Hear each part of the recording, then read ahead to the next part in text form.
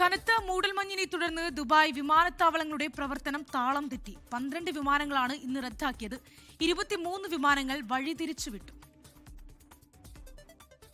കനത്ത മൂടൽമഞ്ഞിനെ തുടർന്ന് Dubai, Abu Dhabi, Sharjah, Ajman എന്നിവിടങ്ങളിൽ രാവിലെ റെഡ് അലേർട്ടായിരുന്നു.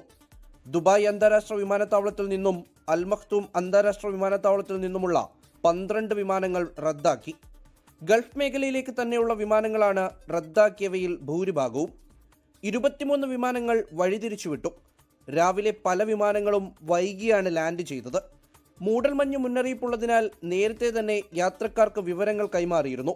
മഞ്ഞ് കുറഞ്ഞതിനു പിന്നാലെ അധികം താമസമില്ലാതെ പുറപ്പെടേണ്ട വിമാനങ്ങൾ ടേക്ക് ഓഫ് ചെയ്തു. ശനിയാഴ്ച വരെ പുലർച്ചെ മൂടൽമഞ്ഞുണ്ടാകുമെന്നാണ് കാലാവസ്ഥാ കേന്ദ്രത്തിന്റെ അറിയിപ്പ്. വിമാനയാത്രക്കാർ ഓരോ അറിയിപ്പുകളും കൃത്യമായി ശ്രദ്ധിക്കണമെന്ന് എയർപോർട്ട് അധികൃതർ നിർദ്ദേശിക്കുന്നു. അർദ്ധരാത്രിയും പുലർച്ചെയുമായുള്ള ഫ്ലൈറ്റുകൾ വൈകാൻ സാധ്യതയുണ്ട്. റോഡ് യാത്രികരും സൂക്ഷിക്കണമെന്ന് ദുബായ് റോഡ് ട്രാൻസ്പോർട്ട് അതോറിറ്റി മുന്നറിയിപ്പ് നൽകി. പരമാവധി വേഗം കുറച്ച് യാത്ര ചെയ്യണം.